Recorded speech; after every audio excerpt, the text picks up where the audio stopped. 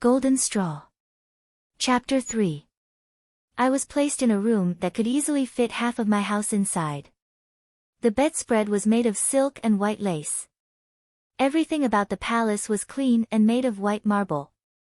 Although the castle was mostly white, it had all sorts of bright colors. The tapestries and windows were the best part. Every tapestry was of scenery from around the kingdom. Some were even in the same place but in different seasons. The windows on the other hand weren't vivid colors even if it was stained glass. The glass was mostly clear besides the caramel brown used to create an image of a doe, Amishi's symbol along with a white daisy. Upon my first day at the castle, I rarely saw the king all day long. Soon it was night and dinner was served to me in my room. Some maids then prepared me a night dress and after that, showed me a white day dress for tomorrow. It was the first dress of many that I would be wearing compared to the yellow work dresses I worked in and the stained apron. The other difference would be that the corset would be tied in the back instead of the front. And my corset was always a dark brown color. Once I was ready for bed, the maid left and blew out all the candles. I crawled up into the huge bed for the night only to be awakened again by the faint glow of a candle coming from where the door was. I sat up to see it was Ronald, and my eyes didn't conceal my concern. "The king has requested you," he said smoothly. "At this late hour?" I questioned. "Indeed, or do you wish to disobey him after all he has given you?" A pretty face can only go so far for a miller's daughter.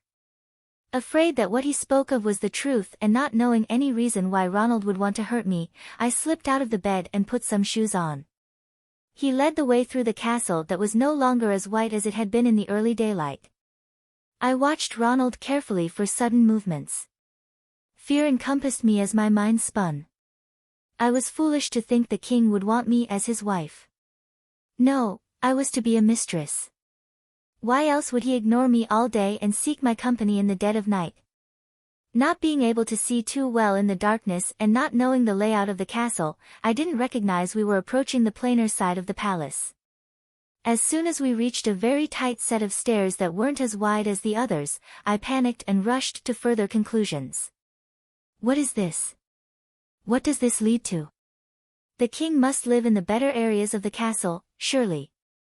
Ronald looked at me and before I could run far enough, he grabbed my wrist. I screamed but he stuck a wad of cloth in my mouth. Then he forced me down the stairs until he led me to a secluded cell from the others in the dungeon. The cell was large and instead of bars around the room, it was polished stone. Despite being a cage, it was clean and had a mural on the ceiling. In the room were two things, a spinning wheel and a pile of straw. He pushed me inside. Now that my hands were free, I dug the cloth out of my mouth, saliva lingering on the material. It left an earthy taste behind as if I had swallowed clumps of dirt. "Turn at least half of the pile into gold by morning and I'll give you a day with the king. If not, then I'll make sure you don't eat that day," Ronald said. I was shocked. "Is that what you were talking to my father about? How I turned straw into gold?" And he said a spinning wheel. "Are you insane? My father tells lies about me all the time, even to the king. I can't do this." Ronald held up a finger as he went to the door. "I don't believe you, witch. Besides, if you are telling the truth, then you're a waste of my time and therefore the king's time. And if you try telling anyone about this, you will surely pay." He slammed the door shut. My eyes drifted around the room, wondering how I could pull this off. What would he do if he found I did nothing? Of course, what do I have to lose? At the moment, if he sent me away, it wouldn't be all that bad. I wasn't in love with the king after all. There was no reason for me to stay, but I knew deep down that Ronald would torment me and my parents if I didn't pull it off. I sat down on the heaping pile of straw and cried to myself. How did it come to this? Ronald seemed loyal and sensible in the beginning, but now he acted like a different man. One filled with greed. Soon I realized crying wouldn't get anything done. I didn't plan on turning straw into gold in the slightest, but there was a chance I could escape. Maybe I could find the king, but would he listen to me? Just as I started my search for something to pick the lock, a husky voice said to me, "Now what do we have here?" I spun around to a scrawny man with a scruffy face and green eyes. I first wondered how he got into the room without coming through the door. Before I could even ask, however, he lifted a finger to stop me. "I know the question you're gonna ask and I will not tell you the answer. That won't be much fun." After that, I didn't know what to expect from this man, so I searched the room for something to defend myself. That's when he started to cackle. He cackled all the way to the small seat next to the spinning wheel and sat down upon it. I waited for him to finish. "I am not here to hurt ya. I am here to help." For a price, of course, he got out through his awful-sounding laughter. "What are you planning to do for me?" I asked, inching my way closer. He slid his hand across the top of the spinning wheel and shrugged. "Perhaps spin some straw into gold for ya.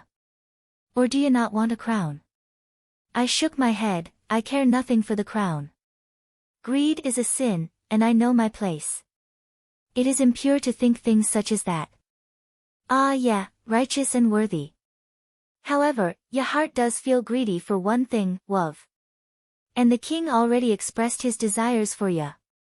Or am I wrong? This time he was right. I wanted to fall in love and this was my chance. My heart didn't want to let it go to waste, so I said, "All right, what is your price?" The twig-like man looked at my neck and noted the string around it. The rest of the necklace was hidden under the fabric of the nightgown. It had been a gift from Eliza.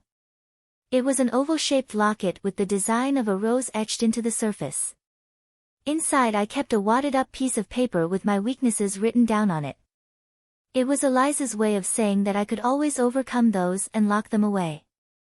"It is only a simple necklace from my friend. It isn't worth much." The man gave a wicked grin as he brushed his beard with his fingers, "But it is worth something to ya, is it not? To ya, you wouldn't trade it for 100 gold pieces. Will you trade it for love is the question." I started to shake, not knowing what to do. That's when I remembered the ring I had on my finger. A ring I got for my 20th birthday from my mother. It was of simple taste with nothing but a small piece of topaz to mark my birth month. However, like the necklace, it still meant a lot to me. Carefully studying the man, I asked, "What exactly are you going to do? How are you going to turn this pile of straw into gold?" The man lifted a vial from his robes and shook it around. 3 drops of this will enchant the spinning wheel. It should last 2 days. For explanation he popped open the vial and dipped his finger in it, getting a little less than a regular drop.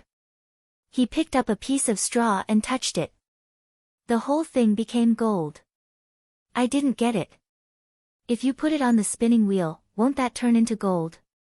He chuckled, "That's not how it works. It's a very special potion and has its own rules. Tools, like a spinning wheel, act as a vessel for the potion drops.